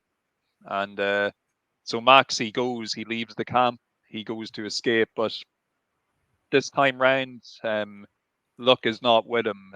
Wes and the gang catch up to him pretty quickly because they're wise to him this time, because he drives straight through the middle of them. he drove straight to the middle of them. But not only that, at the beginning of the movie, we see that Max is able to escape them because he uses that pretty much, you know, that turbo charge on his car to like get a nitro the thing, speed burst. Whereas they've kind of gotten wise to that now, because the vehicle that Wes is traveling in, they have their own little nitro powered booster, so they're able to catch up with Max in the V8 and, you know, smash the window of his car and ram him off the road. It's a pretty nasty crash that he's involved in. So he kind of falls into, like, I guess, like a deep ditch on the side of the road, and he's trying to pull himself out of the car. He's all bloodied and messed up. And this is probably the most realistic like crash scene stuff in the film, as far as he's all fucked up, the car's fucked, he crawls out of it. Minus the explosion. This actually happened to one of my sisters years ago, driving across the country. She had a cat in the back seat, and the cat carrier thing, she didn't secure it properly, and the cat got out and was jumping all around the car and distracted her. And she drove off the car and road and flipped her fucking car way out in the goddamn outback and was trapped upside down in her car. And she would have fucking died if some stranger didn't come along and help her get out of there. But strangers being strangers, could have been gone Mad Max style. But fortunately, someone benevolent came along and actually helped her. Otherwise, one of my two sisters probably wouldn't fucking still be around today. Very lucky, very lucky. Did the cat make it? Yeah, the cat was fine too. I mean, they land right side up, no matter how many times the car rolled over, probably, you know, 5 or 10 fucking times off the road. Yeah, so Max, he's really messed up. Wes sends Toadie and that other guy we mentioned earlier, who wears the full like biker helmet and mask down, and you know, they're checking the car for gasoline, and Toadie starts trying to empty the tanks, and then the other guy with the mask, he notices that Max, he can kind of see a bit of, he can see a bit of Max's legs sticking out from behind the rock, but just as he's about to go over to shoot him, the dog jumps up and starts barking. So in the scene that always breaks my heart in this movie, it gets me, man. He shoots Max's dog, which is really sad. It is off screen. For an ultra violent film, they do it tastefully off screen. And every time I watch that, I think in real life he lived to his natural life on a farm off by the ocean, chasing shit around. Exactly. Real life is much nicer than the fiction in this case. But it's that the dog's sacrifice, though, is what manages to save Max, because the guy has to take time to reload, and just as he's reloading, Toadie notices that the booby trap bomb the fuse is going down. So both of them are killed. Toadie gets the brunt of the explosion, and the other guy kind of gets like thrown off. But it's enough that Max is able to survive, and he's later picked up by the gyro captain, who noticed the explosion from the refinery and flies the copter over to pick him up. Yeah, I mean, you got this cool composite shots where it's Max like passed out on his back on the gyrocopter, and below him is the desert ground, and then the refinery, and then the next day or so he wakes up in the compound and just has no idea where he is, and he's completely out of it. And the feral kid comes to see him. He's like his little mate now. Yeah, and he uses the feral kid almost like a walking aid because he needs him to kind of lean on just to walk out of the tent. And now all of a sudden, you know, Max has changed his tune. He goes up to British Lex Luger and he's like, "Look, now that my car's gone and he only fucking died." If it's all the same to you, I'll drive that tanker. And then he gets a great line back, and it's like, "Max, look at you. You couldn't even drive a wheelchair." Yeah, it's good. And the guy's so polite. He could be like, "You look like shit, mate. What are you gonna do?" But look, there's a bit of toing and froing, and you know, a little bit of an argument. But look, they do admit that Max is even in his banged up condition, Max is still the best driver, and you know the best chance they have of getting the tanker out of there. That's me. I can drive. I swear, if you could put like half a bottle of whiskey in me and give me one hand, I can drive better than half the assholes on the road on Perth because they're terrible fucking drivers. I can take the best corner with one fucking hand compared to the assholes that can't drive around there with two hands in their crazy four-wheel drives. You're like Harley Race, are you? You're driving around with a bottle of whiskey in one hand, and then I'm just throwing Molotovs out the window, and Jesus. And if the cops pull you over, you just blade yourself and say you're driving to the hospital. Exactly. I'm only an average driver, but a few times I thought, man, I'd love to get out on a fucking old Top Gear. They used to do that, like, what was it, Star in a car or whatever the hell it was, and they'd just do a hot lap around in like a modern car. I'd love to just get on just a circuit track and just zip around, do a nice fast hot lap, because like I wouldn't say I'm a great driver or anything, but I mean I've been driving all sorts of routes, country and fucking city now for like 20 plus fucking years, and half the assholes are just on their phones. They don't pay attention. They can't turn a fucking corner to save their life. And I'm like, I can turn a corner on a front wheel drive or back wheel drive or four wheel drive at pretty much the maximum speed it can go and keeping all the wheels on the ground, not sliding around, and I'm fucking gone and zipping off. And then they come zooming up behind me on the straight. It's like, piss off. Yeah, fuck those guys. But we see we got a great moment here of the two sides kind of amassing. We've got everybody within the refinery prepared to make the break for it, and then we've got the whole like lineup of the raiders just waiting, ready to pounce, just waiting for the gates to open and for the refinery people to try and make the break for it. So really tense moments. We also see that Wes is chained up like a wild animal. Yeah, you know, under which we see again in Mad Max 4 with the Nicholas Hoult, the British dude. We see the same thing with Max and them, where they got the chains or they used as human blood bags. It's fairly gruesome. And one of the things I was looking up this week in references and documentary shit, this is where it's very fetishized as far as like the gay erotica fetishized leather stuff and the chains, S&M, BNT, whatever, all that kind of stuff's in there. But it's more symbolism. It's not so much literal. And but also this scene shows us that Wes is kind of the equivalent of Max. Max is the bitch to the fuel guys at this point. Wes is the bitch to Lord Humongous at this point. They're kind of coming across each other at the battlefield in similar equivalent ways. Great shot there. Just I love this, man. These cars lined love up. This one. This is just like going, I don't know, like the Hot Rods or the V8 supercars or whatever in Australia. It's not even a film. It's just like go and hang out in certain places on the weekend. This is what you see. You mentioned there earlier about them using the police cars as well. You never know. One of those random cop car drivers, one of them could still be the Goose. You never know. The Goose could be among their ranks. Or a Blues Brother. You don't know. You don't know who's driving that. Could be a nun and a Blues Brother.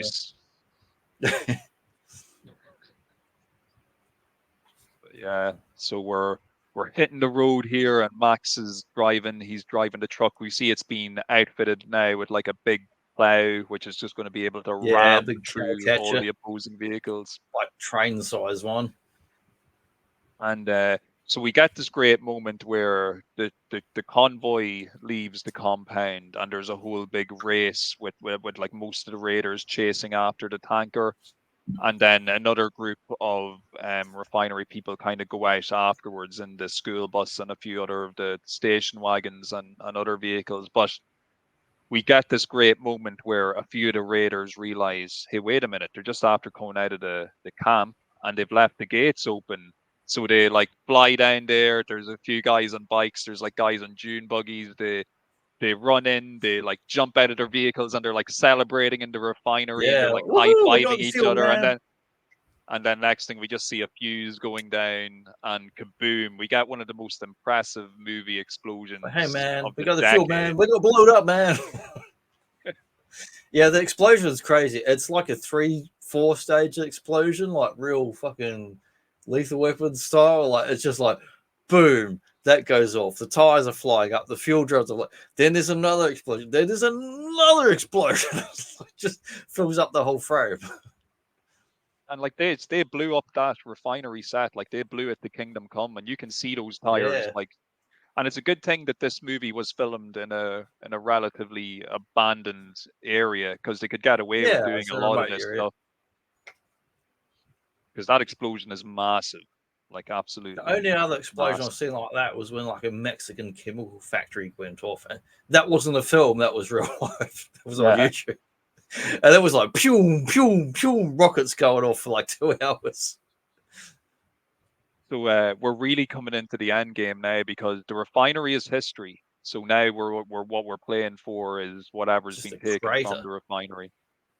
So we've got Max. He's cruising down the road. He's in the truck and he's being tailed by Wes and just a shit ton of the raiders.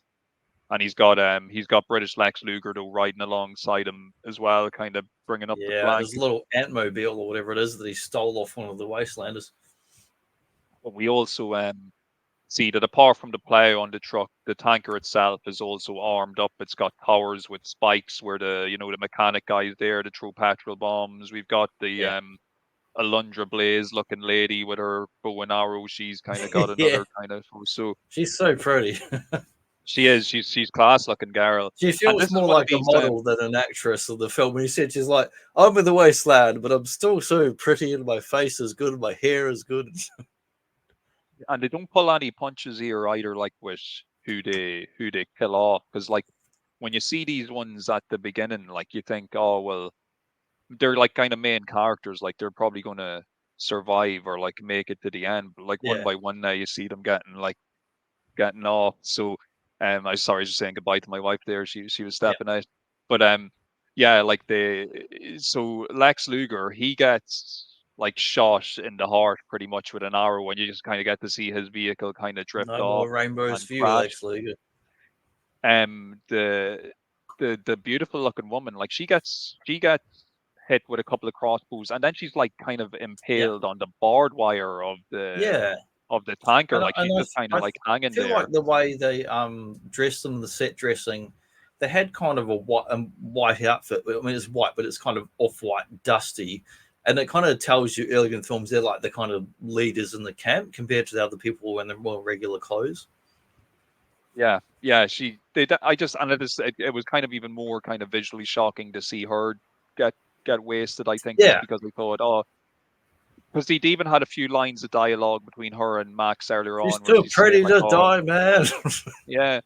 And you know the way she had that moment when Max was like, "Oh, I was wrong about you," and all this stuff. Like, you thought that maybe there was going to be something. One of the things I love about this film that came up in the Siskel and Ebert review, like back then, like when they're both still alive, doing film reviews, is they're like, I thought there was going to be a romantic subplot. No, it's fucking the wasteland and Mad Max. There's no romance in this shit. It's not an American film. They're not going to force that in there. Thank Christ, because it would have been bullshit if they did. Yeah, no, it's brutal. They all get like picked off one by one. I think the guy who probably gets it the worst is the fella who we see kind of at the very back of the tanker. He's kind of like literally kind of attached on a little balcony thing. He gets one of the raiders throws a grappling hook and it kind of hooks his leg and it pulls the entire back of that bit of the tanker off. Yeah. You can see all the barbed wire on the tank there too. Yeah, it's like a war machine that they've done up this truck as. Right. This is just It's the got moment those where I think Optimus Prime Wes big full length smokestacks, man. Wes Child pulls safety the be door. fucked. He pulls the door right off the truck with that grappling hook as well. It's pretty badass. Oh, of course, they had that funny moment with the mechanic guy when he goes to throw the petrol bomb, the Molotov Yeah, he's like, cocktail, but it like just sets himself on fire. And he also gets, dragged to his death, pulled out of his position and like ran over by the truck. It's pretty brutal. not Really long after he brutal. says, "I'm okay," because he's got the kind of extra layers and stuff on, so the fire doesn't hurt him. But yeah, I like this funny moment as well where one of the raiders is on a bike. They tell him to try and shoot out the tires, but he has like one of those wrist kind of arrow things, and he reaches his arm in too far and just gets pulled under the truck and crushed. Here you Just can some see brutal one of the other deaths. guys who looks like the Wiz biker punt, but towards the bottom left, there's another guy who looks just like him. Except he's on a bike and he's got the blue hair. So it's like the other guys who are just like look just like him. They're like the generic guys in the film. Yeah, they definitely just have that kind of. It's like a Mohawk gang look. They kind of have about them a lot of the gang. So We here's see a clue, Max film frantically poster, load people his from gun. 30 years ago. If you're going to put an actor on that says Mohawk Gang, use one of the actual Mohawk Gang where you can see the Mohawk. But yeah, they're beginning to swarm the truck now as well. Like the raiders are beginning to climb on, and Max is defending from the cab. He's like shooting a shotgun through the roof to knock the guy off the roof. You've got I love that. Love shooting a shotgun through a roof. If you got gave the me a feral shotgun, I kid would as immediately well. shoot it through a roof. I don't know if we mentioned as well, but like the feral kid had also snuck onto the truck earlier on, so he's been he been with sneaks on Max there. this entire time. And yeah, just more intensity. We think that Wes has been killed because his vehicle is kind of like no, well, he's on he had been on the truck, the cab of the truck, and I think he's like thrown off, and Both you on the assume that he's drugs and been on the run truck. over. Yeah, he's off the wagon in many ways. Yeah. But yeah, we think he's been killed, but he has in fact not been killed. And when Max We sends, do a horror movie jump scare. yeah, we got a great jump scare because Max sends the feral kid out onto the kind of hood of the truck to try That and grab the one last cartridge shotgun that's shell. bouncing around on the front of the truck. And then Wes just grabs his hand, screams in his face, and yeah, it's just this whole shit. It's so hard to nearly give a blow by blow account of this whole chase because the whole time when all of this is going on, you've also got the gyro captain dropping Molotov cocktails on people. Yeah, You've he's also flying got over. you've got Lord Humongous and his vehicle who's on like a collision course right for the truck. He's on He like the just high octane suicides boost. himself into that truck. He certainly does, and he crushes and Put out of squashes character. Wedge. Yeah, he totally eliminates himself and Wes in this kind of this kamikaze mission.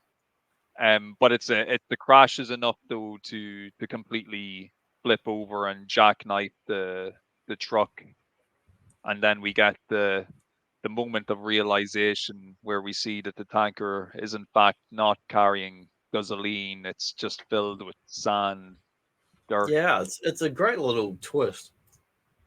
It is a great little twist. You can really see the disappointment in the raiders who are just looking at the crashed truck and watching all the stuff pour out of it. They're just like, "Oh man, what have we been doing?" And like the raiders lose it all because the refinery's blown up, and then this truck that they've chased down, it turned out it didn't even have any of the gasoline in it because the gasoline's actually been hidden inside the school bus that the rest of the refinery people escaped in. So yeah, it is a nice twist. Though it's one of those things on repeat viewing, when you watch the movie again and kind of listen to the dialogue that British Lex Luger is talking, you actually Yeah. can hear him. You can hear him talk about using the truck as a distraction. So I suppose if you're paying attention, you can probably tell they're planning to do some type of switcheroo. It's so, but you don't really cop it until you watch the film. Yeah. The full way through. And of course, the great little bit of narration at the end from the the Farrell kid. We get a nice little monologue of him as we kind of see Max kind of limping out onto the road, and we get that kind of iconic image of him just kind of staring up the road as well, which is pretty cool. But the Farrell kid, he went from a mute non-speaker to being really able to eloquently narrate a story. So well done, Farrell Yeah, kid. he's the opening narration. I mean, it's not his voice; it's a different actor. But in the story, it's him as a like granddad age person telling the story of the Road Warrior. That's right. He after this, they found the beach resort. He went to college. He got educated and became a great It's a storyteller. surprisingly optimistic, upbeat ending. If you just watch the film, you're like, well, that all went to shit pretty quick. But if you listen to the opening and the end narration, it's like, well, actually, they left the refinery, they made this crazy journey, they got away from these arsehole bloody biker gang, and they made it up north and actually lived. So they actually did pretty well if you pay attention to the details. But when you're just watching the film, it's like, well, everyone got fucked, surely. Yeah, I really do think that Mad Max and Mad Max 2 are just a really nice two-movie story arc. And even if you were to nearly treat them separate to the other movies, they're almost their own little contained thing, and it just works really nice. It's like Alien and Aliens T1 and T2. It's just that type of nice kind of, they go together really well. Because it's like the following films in both franchises branch off in different directions. Yeah. But I just I love the explosion of this truck before it tips over, man. All the it's so good. Bits and stuff going everywhere. Yeah, and Doggo there enjoying as a dog. Doggo. He's going for a treat. Yeah, happy chappy. Like, yeah, Blue Heelers are beautiful, beautiful dogs. They have really weird splotchy colors, kind of brown and black, and then that gray outer layer over top. They're very, very unique coloring. And whenever you see one, they've got just a very unique look to their face and their colors, just like seeing any person down the street. They're just very, very iconic Australian cattle dogs, but like such beautiful dogs. And they have little dots too, often along their body, like little spotty dots. They're beautiful, beautiful dogs. Yeah, really. He's a really cute looking thing, and like I said earlier on, he's probably one of the best characters in the movie. He's a really good character, a good dog, just a good dog. He is a very good dog. Deserve your treats, Doggo. The Road Warrior, though, what a movie! I really enjoyed rewatching it this week. It's the type of thing I've watched a million times, but I could just watch it any day of the week. It's just a great movie. Yeah, I feel like that. I could watch like the first Lethal Weapon any old time, and there's certain films, like Lethal Weapon and other shit. Like Fury Road's an amazing fucking film, and I'm so glad I saw that in cinema. I love that film.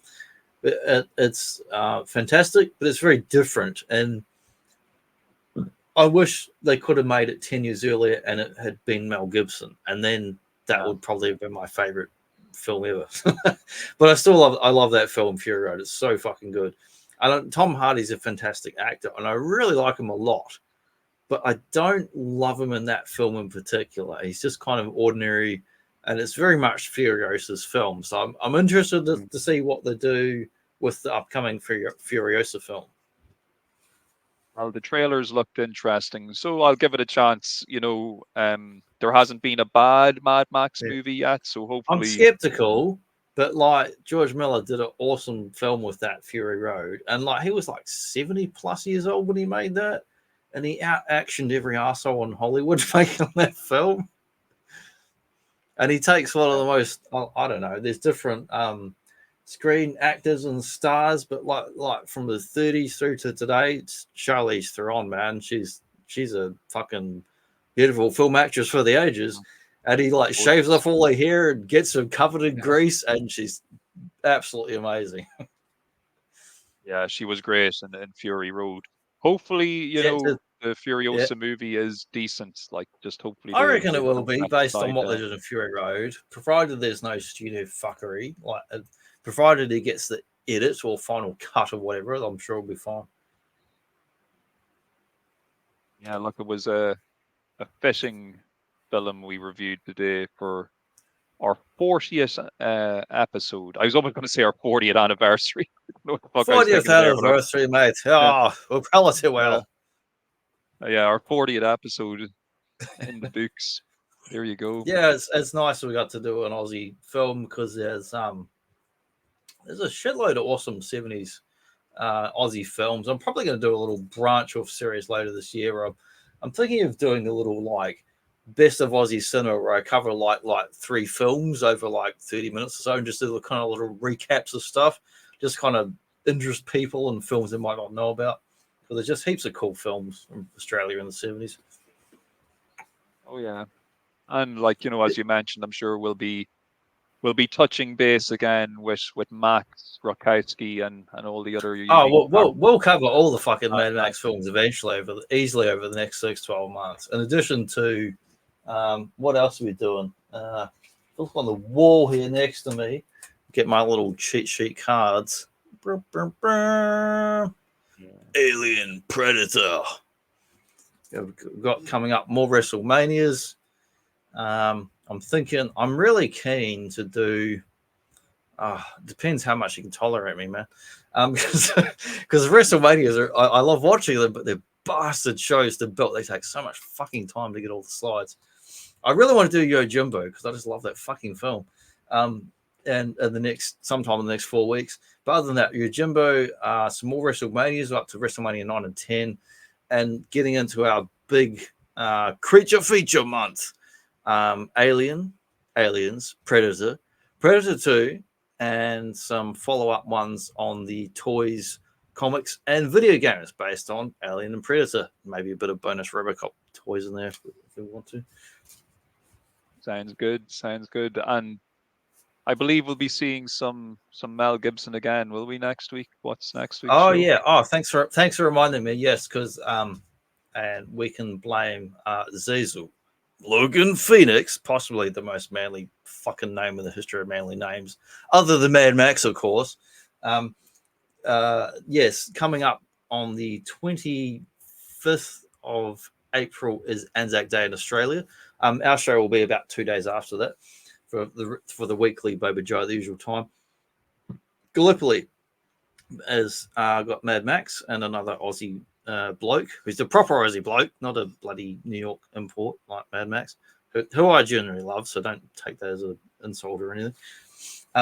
It's the actual Anzac Day coming up on 25th, which is a public holiday here commemorating World War I and the campaign in Turkey and such. And Gallipoli is set in the World War I in Turkey, and it's sort of it's a war film, and it's a traditional Aussie film that's really well known. It's respected, loved. It won a bunch of awards. It's a beautiful, beautiful film. But the war is kind of the background of the film. It's really a character piece about these 2 young, innocent, naive guys that end up going off to war. But thanks to Zazul, he mentioned Anzac stuff. I'm going to be popping up with him later in the week, doing a combined sort of stream thing with him on the middle of the week. And then Boba Joe next week, we're going to do Gallipoli. Fantastic Aussie film, which I've watched at least 5 times before this point, and I'll watch it again coming up this week. I love that film. It's Peter Weir, who went a great Aussie director, went on to do a whole bunch of other Hollywood stuff later on, but he is known as very true blue Aussie director who does some great stuff, not unlike Mad Max and such. He's up there in the canon of Aussie film directors. Yeah, well, I'm looking forward to it because it's going to be my first time actually watching. I think I've seen bits and pieces of it a few years ago, but I'll be sitting down this week to watch it properly so we can have a good old Boba Joe discussion on it. Yeah, it's sort of it's a one-off film in a sense, but in the same era, because we can come back 12 months from now. There's Breaking Morant, there's an Anzac TV series, and there's the Light Horseman, all in the same era around the Anzacs and World War One. So expect 3 more years of this bullshit, as well as science fiction and other crazy stuff and video game things in between. Yeah, look, we try and use a broad spectrum of material here on the show. Indeed. Whatever the network wants, you know, and the network say, look, you got to take a look at this, so we take a look at it. Look, they say, Mark, you've got to take a get out there, pin me next week. I've got to do a work and take a tumble. You got to pin me, maybe smack me in the head with a big steel chair next week for the audience. It's what they're demanding. Yeah, we need to do whatever needs to be done to get a rating. That's right. Bump. It's all for the network. It's good for business. It's good for business. Good for business. Yeah. Got to sell those NFTs. Got to make money. Oh yeah, 4D, HD, NFT, all the way, man. So, buy them today. I'm gonna play the outro, man. If you ever watched Mad Max 2, what's wrong with you, man? I'll have to. If you haven't watched between now and next week, I'll have to turn up to your house and hit you in the head with a cricket bat or something like that. It's not just a joke. That happened to me as a child. I lost a couple of teeth and got a fucking concussion from it. So there you go. We'll check you out next week.